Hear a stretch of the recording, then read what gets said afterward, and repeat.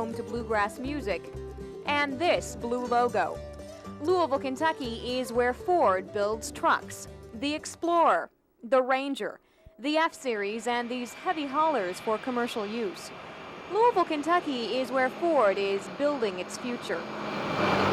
Ford just spent $679 million to expand the Kentucky truck plant.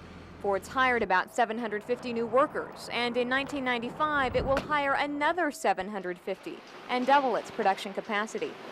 Louisville is an easy sell to the Ford Motor Company.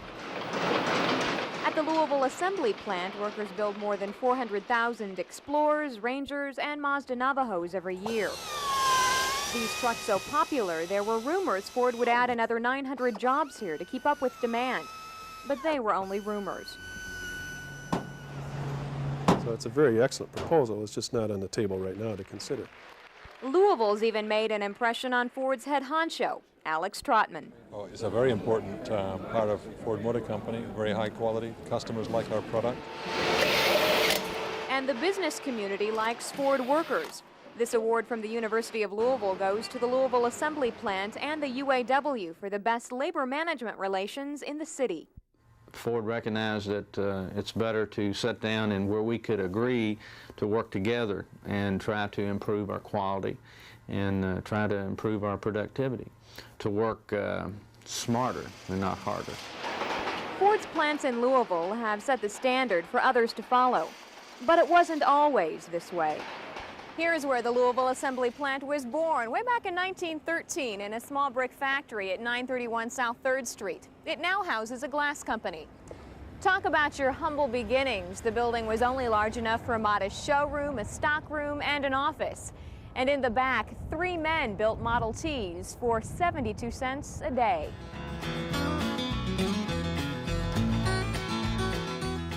From there, Ford moved to plants at 3rd and Eastern Parkway and Southwestern Parkway. Before the 1940s, when workers unionized, working conditions at Ford were awful. The Great Depression forced big layoffs, and the men who stayed had to work overtime without pay or face termination. Ford was known as one of the worst places to work in Louisville.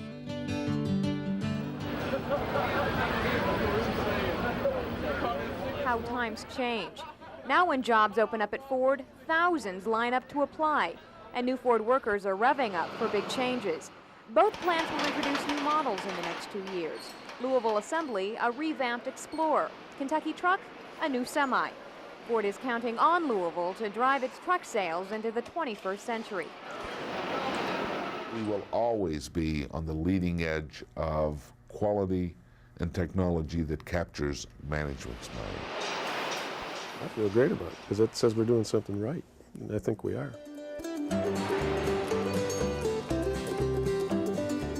So in the heart of the Bluegrass, this blue logo stands for the best trucks, the best plants, the best workers behind Ford's driving force.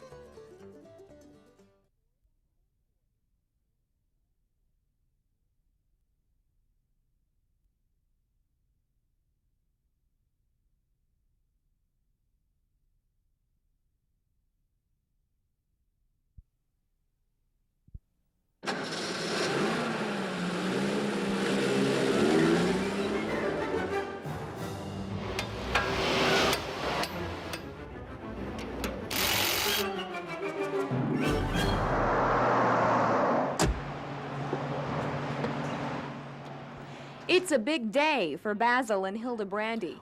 They came all the way from Detroit to Louisville to pick up their new truck at Bill Collins Ford. It's an F-350 crew cab. All of our products at home are Ford products. And Ford, their service is impeccable, and the craftsmanship and workmanship of the vehicles are incredible.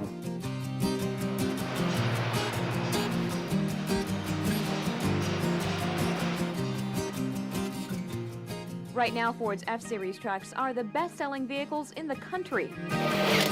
The F-Series pickups made here at the Kentucky Truck Plant in Louisville are built for commercial customers, like utility companies or construction firms. Building vehicles today is much more difficult than it was. But there's no shortage of passenger trucks made and sold here. The sticker reads, "The best never rest." And Will Perriman never runs out of buyers for his Louisville-made Rangers and Explorers, especially the Explorers.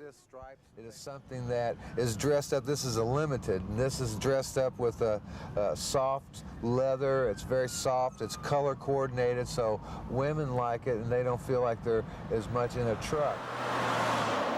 Ford went after the fairer sex with its ad campaigns for the Explorer. That didn't escape the media's notice. Free press, Alan Adler. It didn't escape Alan Adler, a writer for the Detroit Free Press. For women, I think. It's not a woman's vehicle per se, but a lot of the buyers and a lot of buyer influencing decisions come from women. Now women drive more than 50% of the Explorers on the road. The other big buyers are baby boomers. It came in when a lot of people were trying to find a different mode of transportation. It came in when we did away with most of our big station wagons. The Explorer is currently the 8th best-selling vehicle in America. The Ford Ranger, Taurus, and Escort also make the top 10 list. But the Explorer's popularity does pose a problem. Explorers are such a hot property, you may have a hard time picking one up off the lot. Bill Collins has only 6 in stock. Next week they'll get a shipment of 10 more, and of those, 8 are already sold. The shortage of Explorers is a problem Ford CEO Alex Trotman is happy to have. Well, Explorer is about a 300,000 vehicle a year capacity and sales. I mean, we sell everything we can make, and it's been a very nice contributor to our profits.